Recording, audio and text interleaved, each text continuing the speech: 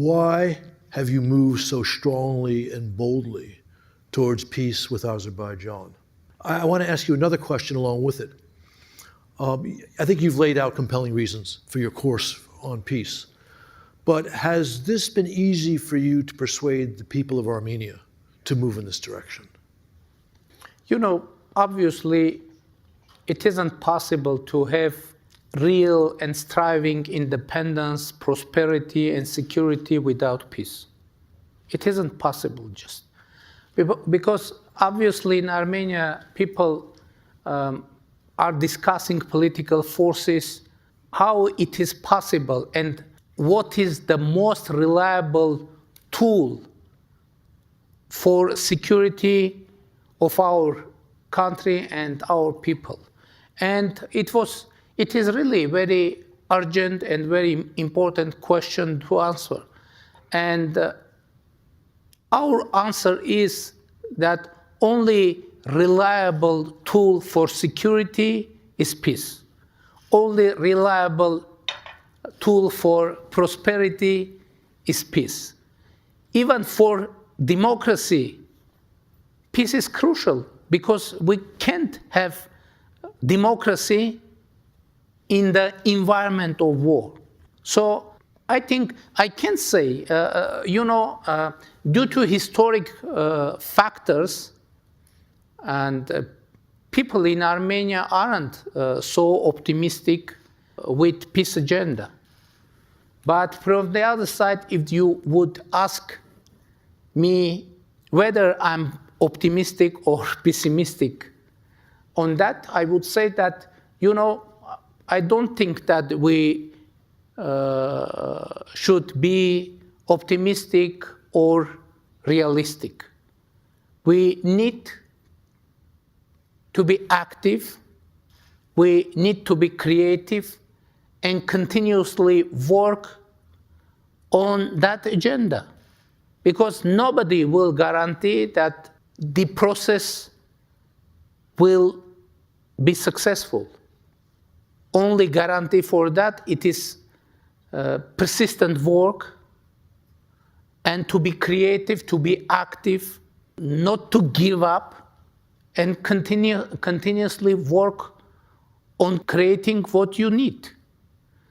And obviously, which is very important, the potential beneficiaries of peace, not only people living in Armenia, all the region and even international community will benefit from that peace. So we perceive this process as our investment into the global peace, because how global peace and stability can be created if as much shareholders of international affairs will invest on that, will work on that. And we perceive this process like that. It is kind of a duty, our duty, not only in front of our citizens, in front of our region, but it is our duty in front of international community for international stability and peace. So that's why we are working on that, and our hope that this process international community will perceive as such. And from the other side, we hope to have support of our international partners and encouragement to continue this path. And that's why we are trying to explain all the nuances of our intentions and processes to our international partners. Thank you. You mentioned that in the negotiations with Azerbaijan, 15 of the 17 articles of a peace treaty have been agreed, 2 have not. To be frank but still diplomatic, I think the negotiations would be farther along if the authorities in Baku were as interested in a win-win peace as your government has been. And hopefully that will happen. So tell us about the 2 articles that have yet to be agreed and the prospects for reaching agreement on them. One of those articles about the deployment of the third-party forces alongside the border between Armenia and Azerbaijan.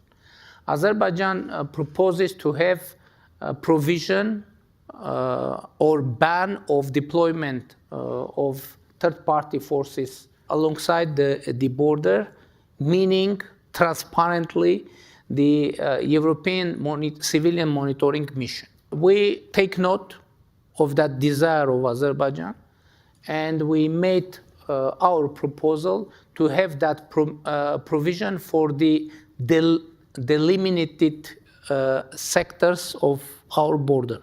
So if we delimited a sector of border, that would mean that on that sectors must not be presence of any third-party forces. So we presented our proposal in a written way, and we are waiting for reaction from Azerbaijan. Another article about the complaints against each other in legal institutions, and the idea is to call back all those complaints. In general, we are okay with that idea as well, but what is our proposal?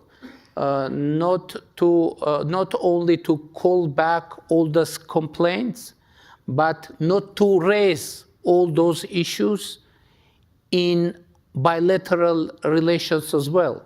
Otherwise, the strange situation could be created when, for example, some topic is called back from international institutions, but one of the sides is trying to put that topic on the table during bilateral relations, and one of the sides could use one of that topics for escalation.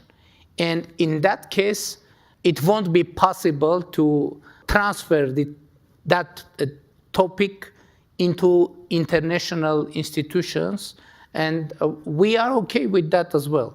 So our proposal is to end further discussions on the conflicting topics and to open a new era in bilateral relations, starting from new and empty and clear page.